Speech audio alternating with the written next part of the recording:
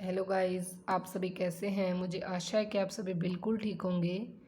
आज मैं आपके लिए सॉलिड लिक्विड गैस के बीच में मेजर डिफरेंस और किस किस प्रॉपर्टी में क्या क्या डिफरेंस होता है वो लेके आई हूँ। मैंने लास्ट वीडियो में आपसे कहा था कि मैंने सॉलिड लिक्विड गैस की करैक्टरिस्टिक तो कंप्लीट करवा दी, बट कई बार क्या होता है एग्जाम में ऐसे पूछ लेता है what is the difference between solid liquid and gas. तो इसको प्रॉपर एक वे में लिखना चाहिए ताकि एग्जामिनर को मौका मिले ही ना भी आपके वो नंबर काट सके। तो इसलिए मैं आपके लिए एक अलग से वीडियो लेके आया हूँ जिसमें मैं आज आपको इनके बीच में क्या क्या मेजर डिफरेंस होता है वो बताने वाली हूँ। वैसे मैंने इनसे पहले 3 वीडियो में मैंने आपको सॉलिड और उसके कुछ करेक्टरिस्टिक, ऐसे लिक्विड और उनके कुछ करेक्टरिस्टिक बहुत ही डिटेल में और बहुत अच्छे से करवाए थे। अगर आपको ये अलग अलग पढ़ने हैं तो आप मेरी पहले वाली वीडियोस देख सकते हैं। तो चलिए आज की वीडियो मैं शुरू करती हूँ। पहली प्रॉपर्टी क्या लेते हैं, पैकिंग ऑफ पार्टिकल्स। पहला टाइप है पैकिंग ऑफ पार्टिकल्स। मतलब पैकिंग, आपको पता है किसी चीज़ की पैकिंग करते हैं तो क्या होनी चाहिए, बिल्कुल परफेक्ट होनी चाहिए। उसी टाइप की भी किस पार्टिकल के अंदर कितनी पैकिंग है, कितने एक दूसरे के अंदर अच्छे से पैक हुए हुए हैं, कितना वो एक दूसरे पर अच्छे से पैकिंग है। तो देखते हैं पहला सॉलिड के अंदर पैकिंग ऑफ पार्टिकल क्या है, इसके अंदर मोस्ट क्लोजली पैक्ड।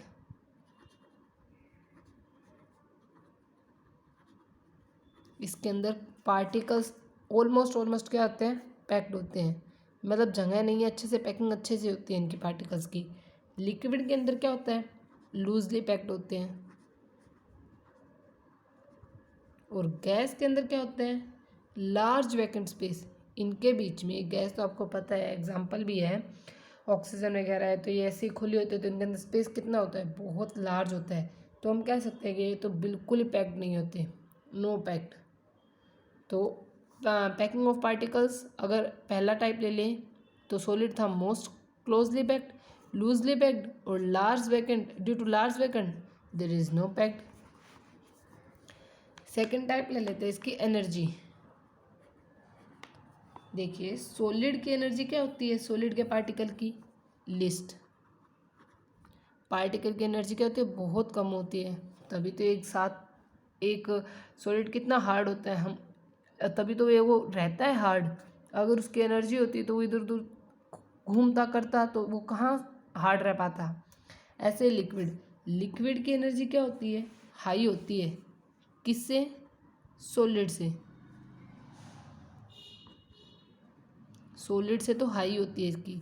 और गैस की एनर्जी क्या होती है, बहुत ज़्यादा हाई होती है। हाई, बहुत ज़्यादा हाई होती है गैस की एनर्जी। तो एनर्जी का डिफरेंस समझ में आ गया। सॉलिड लिस्ट, लिक्विड हाई होती है, सॉलिड से हाई होती है, गैस तो बहुत ही ज़्यादा हाई होती है। इसका थर्ड टाइप ले लेते हैं हम, शेप।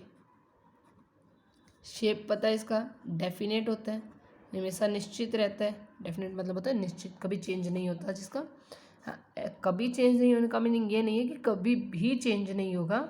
अगर उसको तोड़ना चाहेंगे, उसको चेंज करना चाहेंगे तो वो हो सकता है, बट अगर उसका कुछ करेंगे नहीं हम, जैसे अब मान लो बेड है, अगर हम बेड का अगर कोई और शेप नहीं देना चाहते तो वो वैसे ही रहेगा, हम उसको चेंज नहीं होगा वो, बट हम चाहें तो उसको चेंज कर सकते हैं। ऐसे लिक्विड, देखिए लिक्विड की शेप क्या होती है, लिक्विड की शेप, ये इसकी शेप तो होती है बट डेफिनेट नहीं होता, ये कंटेनर के हिसाब से एक्वायर करता है अपनी शेप। जैसे हम लिक्विड को अगर ग्लास में डाल दें तो ग्लास के हिसाब से अपनी शेप ले लेगा, बाउल में डाल दें तो बाउल के हिसाब से ले लेगा। तो कुल मिला के क्या करता है, ये एक्वायर करता है ना शेप को अकॉर्डिंग टू कंटेनर।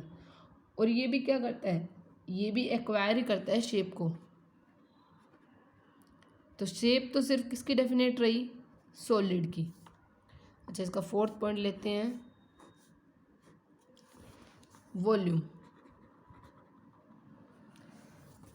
सॉलिड की वॉल्यूम डेफिनेट होती है, लिक्विड की वॉल्यूम भी क्या होती है, डेफिनेट होती है, बट इसकी वॉल्यूम नॉट डेफिनेट, भाई निश्चित नहीं होती है। अच्छा, फिफ्थ पॉइंट लेते हैं, डेंसिटी। डेंसिटी क्या होता है, डेंसिटी होता है मास पर यूनिट वॉल्यूम। डेंसिटी ऐसे निकालते हैं, मास को बाय में वॉल्यूम करके निकालते हैं। तो सॉलिड की डेंसिटी क्या होती है, हाई होती है, और लिक्विड की डेंसिटी लो होती है, और गैस की तो वेरी लो, बहुत ही कम होती है। अच्छा, सिक्स्थ लेते हैं कंप्रेसिबिलिटी। भी इसको कितना दबा सकते हैं, कितना कंप्रेस कर सकते हैं हम, इसकी क्या होती है, नॉट पॉसिबल। सही है, भी सॉलिड है तो पॉसिबल तो है ही नहीं ना। अब बेड को आप दबाओगे तो दबेगा थोड़ी, नहीं दबेगा ना, तो क्या हो गया, नॉट पॉसिबल हो गया। लिक्विड क्या है, कंप्रेसिबल है, किसके कंपैरिजन में, सॉलिड के कंपैरिजन में, तो बोल सकते हैं लेस कंप्रेसिबल। और ये क्या है, ये बहुत ज़्यादा हाई है, आप गैस को जितना दबाओगे उतना दबती जाएगी। ठीक है, अब इसका सेकंड नेक्स्ट पॉइंट ले लेते हैं, रिजिडिटी। रिजिडिटी का मतलब होता है वो कितना कठोर, मतलब कितना टाइट है उसके। सॉलिड तो पता है हाई होता है रिजिडिटी में, ये क्या है, लो होता है, ये तो रिजिड होता ही नहीं है। 8 पॉइंट लेते हैं, फ्लूइडी, मतलब फ्लो करना, किसी चीज़ का बहना। तो आप बिना देखे बता सकते हैं सॉलिड तो फ्लो करेगा ही नहीं, सीधा सा इन हो गया।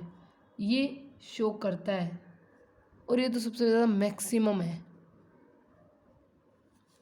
ठीक है, अब 9-10 में क्या लेते हैं, इसका वैकेंट स्पेस।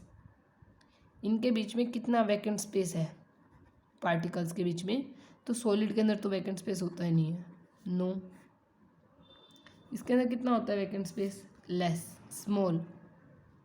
नो का मीनिंग ये नहीं है कि बिल्कुल भी नहीं होता, थोड़ा बहुत तो हम लिख सकते हैं कि वेरी स्मॉल, थोड़ा बहुत तो स्पेस मिलेगा। और इसके अंदर स्पेस अच्छा खासा होता है, और इसके अंदर तो बहुत ज़्यादा स्पेस होता है। पार्टिकल्स के बीच में दूर दूर पार्टिकल्स रहते हैं। मान लो अगर एक पार्टिकल्स यहाँ है ना, तो दूसरा पार्टिकल यहाँ मिलेगा, इतना वैकेंट स्पेस होता है गैस के अंदर। तो वैकेंट स्पेस तो गैस का कितना हो गया, हाई हो गया ना। अब इसका नेक्स्ट पॉइंट और लास्ट पॉइंट ले लेते हैं 11, अट्रैक्टिव फोर्स। ये किस फोर्स से एक दूसरे के साथ अट्रैक्ट होते हैं, इनके अंदर कोई ना कोई तो फोर्स होगी ना, भी वो फोर्स किस अमाउंट में, किसके अंदर कितनी ज़्यादा है, किसी के अंदर कितनी कम होती है। तो हम देखते हैं इनका अट्रैक्टिव फोर्स कितना है एक दूसरे से।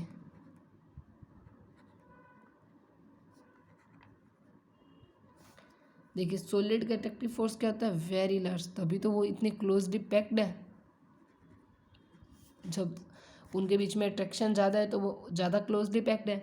इनके अंदर क्या, इसके अंदर क्या होता है, इसके अंदर भी अट्रैक्टर, जो अट्रैक्टिव फोर्स है ना, वो ज़्यादा होता है, किसके कंपैरिजन में, गैस के कंपैरिजन में। बट इसके अंदर है ना नेग्लिजिबल। नेग्लिजिबल का मतलब होता है होता ही नहीं है, अट्रैक्टिव फोर्स है नहीं, अट्रैक्टिव फोर्स नहीं है तभी तो पार्टिकल इतनी दूर दूर है। वरना सॉलिड का पार्टिकल बिल्कुल ऐसे होते हैं, और लिक्विड का पार्टिकल्स ऐसे होते हैं, समझे।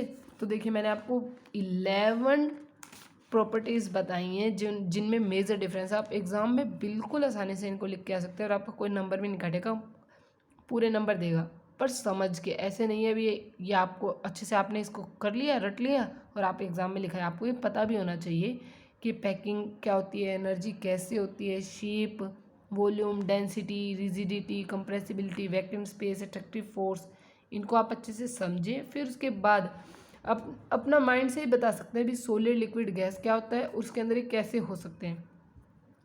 तो मैं आपको एक बार रिवीजन करवा देती हूँ। पैकिंग में क्या होता है, सॉलिड सबसे ज़्यादा, लिक्विड इससे कम होता है, और गैस में बहुत ज़्यादा, मतलब पैकिंग होती ही नहीं है। एनर्जी क्या होगा, एनर्जी क्या है, लिस्ट है, ये लार्ज नहीं आएगा, गलती से लिख दिया मैंने, मैंने लार्ज वैकेंट स्पेस लिखना था। और शेप क्या थी इसकी, डेफिनेट थी। ये दोनों कंटेनर के हिसाब से एक्वायर करता है, अभी जैसा कंटेनर होगा वैसे अपनी शेप ले लेंगे। वॉल्यूम क्या होता है, वॉल्यूम निश्चित रहती है, डेफिनेट रहती है। लिक्विड भी डेफिनेट रहता है, बट गैस डेफिनेट होती ही नहीं है। डेंसिटी इसकी हाई, लिक्विड की लो, गैस की वेरी लो। कंप्रेसिबिलिटी क्या होता है, ये पॉसिबल ही नहीं इनको कंप्रेस करना। गैस को लेस पॉसिबल है, बट है पॉसिबल, कंप्रेस कर सकते हैं, सॉरी लिक्विड को, और गैस को हम हाई कंप्रेस कर सकते हैं। रिजिडिटी सॉलिड की हाई, लिक्विड की लो और गैस की नॉट रिजिड, मतलब हो ही नहीं सकता ये। अब वैकेंट और एट्रैक्टिव ये सब ऐसे ही है, आप इसे पढ़ लेना। बिल्कुल इजी टॉपिक था ये। और आज की मेरी इस वीडियो के साथ ही आपका सॉलिड लिक्विड गैस बिल्कुल कंप्लीट होता है। तो मुझे आशा है कि आपको मेरी चारों वीडियो अच्छी लगी। अगर आपने नहीं देखी है तो प्लीज़ मेरी चारों वीडियो देखना। अगर अच्छी लगे तो उन्हें लाइक भी करना और इसे भी लाइक करना और मेरे चैनल को सब्सक्राइब भी करना। Thank you.